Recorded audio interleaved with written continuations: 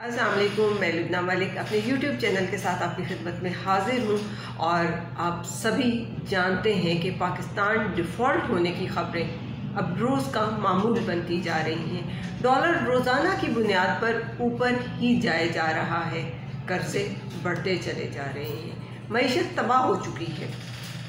हज़ारों containers port पर महज इसलिए फंसे हुए हैं कि हमारे पास डॉलर्स ही नहीं हैं, डॉलर्स ख़त्म हो चुके हैं। पेट्रोल महंगा हो गया है और अभी मज़ीद महंगा होने की भी खबरें सुनाई दे रही हैं। अखराजात दिन ब दिन बढ़ते ही चले जा रहे हैं। कोई ऐसी उम्मीद बाकी नहीं, बिल्कुल कोई ऐसी उम्मीद बाकी नहीं कि हम ये कह सकें कि पाकिस्तान बहुत जल्द पूरी तरह से ना सही मगर अपनी साबका हालत में वापस आने वाला है। क्या कहा जाए, मईशत को संभालने के लिए IMF से कर्जे लेने की बातें मुसलसल की जा रही हैं, लेकिन यहाँ सवाल ये पैदा होता है, ये कर्जे जो अब तक हम लोगों ने लिए हैं, उन कर्जों से हमें हासिल क्या हुआ? हमने क्या कर लिया वो कर्जे लेके? अवाम क्यों कर्जों के बोझ तले दब गई? क्योंकि अवाम ने तो कभी बैंकों का रुख भी नहीं किया। अवाम तो ये भी नहीं जानती कि कर्ज कब लिया गया, क्यों लिया गया और किसकी इजाज़त से IMF के पास गए ये लोग और वर्ल्ड बैंक के पास जाके ये कर्जे लेके आए। क्योंकि अवाम तो रोज़ाना की बुनियाद पर मजदूरी करके अपने बच्चों का पेट पाल रही है और अवाम को तो पता ही नहीं है कि अगर हमारे नाम पर किसी ने कर्जा लिया है तो हमें उस कर्ज से रिलीफ क्यों ना मिल पाया। और अगर ये ही कहा जाए कि ये कर्ज तालीम के नाम पर लिया गया तो हमें ये खबर क्यों नहीं है कि हमारे बच्चे कौन से इंटरनेशनल स्टैंडर्ड्स के इदारों में पढ़ रहे हैं, कहाँ पे वो तालीम हासिल कर रहे हैं जिनके लिए कर्जा लिया गया। और अगर ये कर्जा लिया गया है सेहत के नाम पर तो हमें ये भी जानने का पूरा हक है कि कौन सी ऐसी अशिया हैं जिन पर हमें सब्सिडी दी गई जो कि हमें आज तक मिली ही नहीं। और अगर ये कर्ज लिया गया है सरकारी इमारतों की तज़य्युन व आराइश पर तो हमें ये भी बताया जाना चाहिए कि किस इदारे को कितना नवाजा गया है। दुनिया से मिलने वाली भीख और ये कर्ज कहाँ कहाँ कितना कितना खर्च हुआ है। अवाम ये सवाल करते हैं, अवाम का ये सवाल करना बनता है, क्योंकि जिन्होंने कर्ज लिया वो तो मालदार हो गए, अमीर से अमीर तर हो गए। उन लोगों के हाथ में तो कानून का खजाना लग गया, उन्होंने दिन दुगनी रातों चुगनी तरक्की कर ली। मसला किसके लिए बना? अवाम के लिए, क्योंकि वो लोग जिन्होंने कर्जा अपने तौर पर इस्तेमाल कर लिया वो तो दिन दुगनी रात चुगनी तरक्की करते हुए अमीर से अमीर तर हो गए, लेकिन अवाम गरीब से गरीब तर। और एक बहुत बड़ी हकीकत से मैं यहाँ पर्दा उठाऊं कि ये तमाम कर्जे जो लिए गए ये सिर्फ और सिर्फ अवाम को महज बेवकूफ़ बनाने के लिए लिए गए। ये कर्ज तो अशराफिया पर खर्च हुए, ये कर्ज तो हुक्मरानों की ज़ात पर खर्च हुए। इस कर्ज से उन हुक्मरानों की, उन अशराफिया की औलाद मुस्तफ़ीज़ होती रही और हमेशा से ये कर्ज उतारने की जिम्मेदारी अवाम के नाजुक कंधों पर डाल दी गई। हम अवाम, हमें गिरवी रख के कर्जे लिए जाते रहे और आज तक ये हाल हो गया है कि आज वतने अजीज़ डिफ़ॉल्ट की सिचुएशन पे आन पहुंचा है।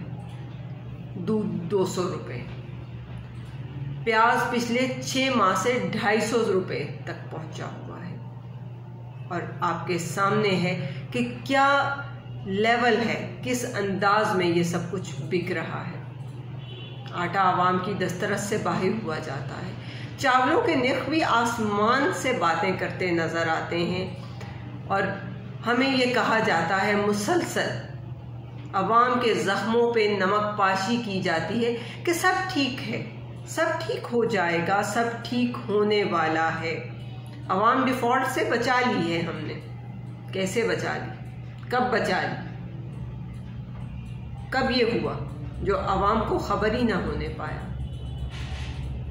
जो मर्जी कहते रहे ये लोग, लेकिन उनके मुताबिक तो फलां मुल्क ने इतना कर्ज दिया, फलां मुल्क ने इतना कर्ज दिया, और बदले में हमने उनकी शर्तें जहर का घूंट समझकर मान ली हैं। मगर अगर देखा जाए तो ये जहर हुक्मरानों ने नहीं, अवाम ने पिया है।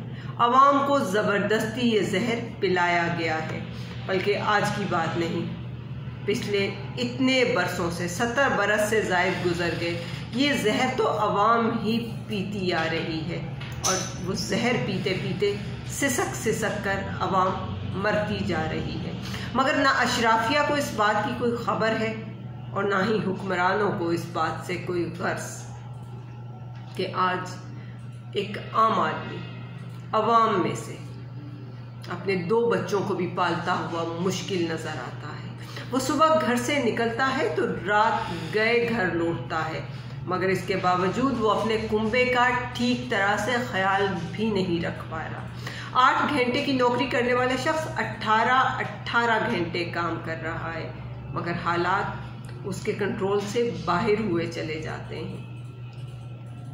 और ये जो जलसे जुलूसों में नज़र आने वाली फ़ौज ज़फ़र मौज है, अवाम की एक बहुत बड़ी तादाद, जिसे ये सियासी लोग अपने फॉलोअर्स कहते हैं, बेसिकली वो बेरोज़गारों की एक फ़ौज है जिनके पास करने का कोई काम नहीं। और ये लोग निकलते हैं अपने घर से चंद टकों की उम्मीद लेकर, ताकि जब शाम को हम ये जलसे जुलूस भुगता के घरों का रुख करें तो अपने बच्चों के लिए कोई 2-4 रुपए की टॉफ़ियाँ, कोई बर्गर, कोई समोसा कुछ लेते जाएं कि हमारे बच्चे कुछ तो खा पी सकें।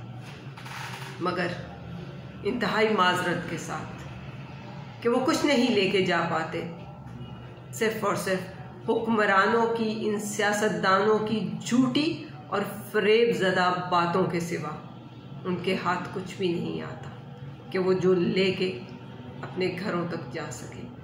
और हुकूमत यहाँ पर ये समझती है कि पेट्रोल महंगा करने से 2% तबके पर तो बिल्कुल कोई असर ही नहीं पड़ेगा। उनकी नज़र में शायद वो 2% आबादी ही रह गई है इस मुल्क की, उसके अलावा तो कुछ उन्हें नज़र ही नहीं आता।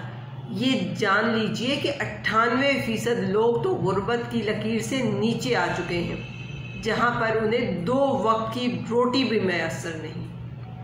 महंगाई की वजह से इदारे बंद हुए जा रहे हैं, लोग बेरोज़गार हो रहे हैं, और जो इदारे चल भी रहे हैं वहाँ भी कितने अरसे से तनख्वाहें मिल ही नहीं रही। जो जितनी तनख्वाह पर काम कर रहा था, कितने ही अरसे से वो उसी तनख्वाह पर अपना गुजारा करने पे मजबूर है।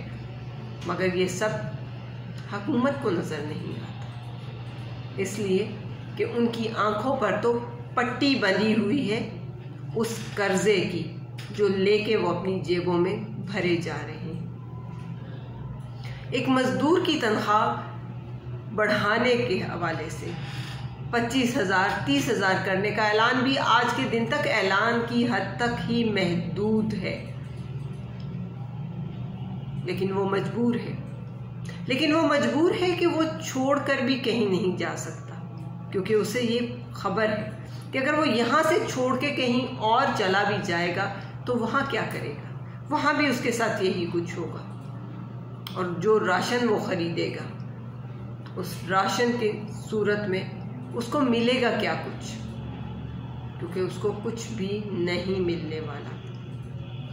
मुल्क डिफ़ॉल्ट हो रहा है, मगर सरकारी मुलाजमीन की तनख्वाहों में हर साल इजाफा हुए जा रहा है, क्योंकि ये मुसलसल इजाफा लाजिम करार पाया हुआ है।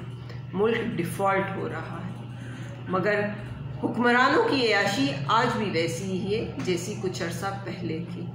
रिश्वत आज भी आम है। मुल्क डिफ़ॉल्ट हो रहा है, मगर इसके बावजूद सरकारी दफातरों की रौनक बढ़ती ही चली जा रही है। लोग रोज़गार के लिए दरबदर भटक रहे हैं, और सरकारी मुलाजमीन आज भी घर बैठे हुए तनख्वाहें वसूल किए जा रहे हैं। और अगर इनकी तनख्वाह सिर्फ चंद दिन लेट कर दी जाए, सिर्फ चंद दिन, तो ये सरकारी मुलाजमीन सड़कों पर निकल आते हैं, गो कि उन्होंने अहद किया हुआ है अवाम का और कौम की खिदमत करने का, मुल्क व कौम की खिदमत का अहद ले रखा है उन्होंने, लेकिन वो 1 मिनट लगाते हैं सड़कों पर आने में और एहतजाज करने में। उनके पेट आज भी भर जाने का नाम ही नहीं ले रहे। हम अपने ऊपर 274 बिलियन डॉलर्स का कर्ज चढ़ा चुके हैं, मगर आज भी ना हमें सेहत मुयस्सर है, ना तालीम, ना रोज़गार, एवं सुकून भी मुयस्सर नहीं, इतने कर्ज़ों के बावजूद। अब यहाँ पर मैं कुछ सवाल आपके सामने रखने लगी हूँ। इतने कर्ज़े लेने के बावजूद आज भी हम क्यों भूखे हैं?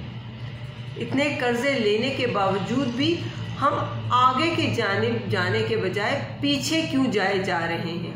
और इतने कर्ज लेने के बावजूद भी हम मज़ीद कर्ज़ों के बोझ के तले दबते क्यों जा रहे हैं? और अगर ये कर्ज इतना ही ज़रूरी है तो हम ऐसे मुतबादिल ज़राए की तरफ क्यों नहीं चले जाते जिनकी बदौलत हमें कर्ज की तरफ जाना ही ना पड़े? हम क्यों इमदादी खैराती प्रोग्राम बंद नहीं करते और उसके बदले कारखाने क्यों नहीं लगाते? वहाँ पर अवाम को, कारकुनान को वहाँ तक की रसाई क्यों नहीं देते? उनको मुलाजमतें क्यों नहीं दी जाती? हम क्यों पार्लियामेंटेरियंस और वुज़रा की तादाद करने के बजाय उनकी तादाद बढ़ाए जा रहे हैं और फिर उनकी तनख्वाहें भी और उनका TADA भी साथ साथ चल रहा है? हम वो ख़त्म क्यों नहीं कर देते? हम क्यों उनका फ्यूल, उनकी बिजली के यूनिट, उनका गैस और उनका मेडिकल बंद क्यों नहीं कर देते? ये मुश्किल फ़ैसले करने पड़ेंगे। अगर मुश्किल फ़ैसले ही करने हैं तो ऐसे तमाम लोगों की फहरिस्त सबसे पहले तैयार क्यों नहीं कर लेते जो मुल्की ख़जाने पर बोझ बने हुए हैं, जिनकी ऐशियाँ ख़त्म होने का नाम ही नहीं ले रही।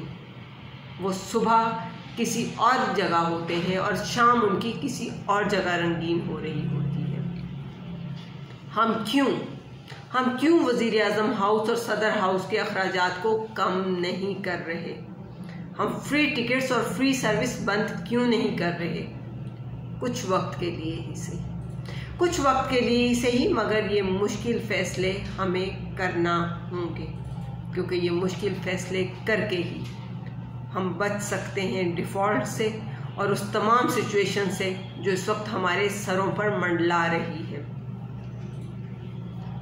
ये गरीब आवाम ही असल में इस मुल्क की ताकत है, मगर इंतहाई दुख की बात यह है कि हम इस गरीब आवाम को, इस ताकत को ख़त्म करने पर, मारने पर तुले हुए हैं। आज हमारे बच्चे कलम के बजाय चाकू और पिस्तौल उठाने को तरजीह देते हैं, जिसका निशाना आज ये सारी आवाम बनी हुई है। और अगर हमने आज इस चीज़ का ख्याल नहीं किया तो फिर होगा ये कि कुछ अरसे के बाद हमें ये नज़र आएगा कि वहाँ पे मेरे बच्चे, आपके बच्चे और हमारे अपने ही लोग होंगे। हमें ये देखना है कि हम अपनी औलाद को उस जगह पर ना पहुँचने दें। इससे पहले कि बहुत देर हो जाए, कुछ मुश्किल फ़ैसले अपने आप के ऊपर इम्प्लीमेंट करके देखिए, ताकि एहसास हो और हमारे वुज़रा को, हमारे इन वज़ीर आज़म को, हमारे सदर साहब को ये मुश्किल फ़ैसले करना होंगे, क्योंकि ये अगर मुश्किल फ़ैसले नहीं करेंगे तो अवाम इसी अंदाज़ में, इसी तरह से ख़त्म होती चली जाएगी। ये मुश्किल फ़ैसले कीजिए, आपको ये मुश्किल फ़ैसले करना होंगे ताकि आपको भी एहसास हो कि ये अवाम कैसे जी रही है। पाकिस्तान जिंदाबाद, पाकिस्तानी अवाम पाइंदाबाद।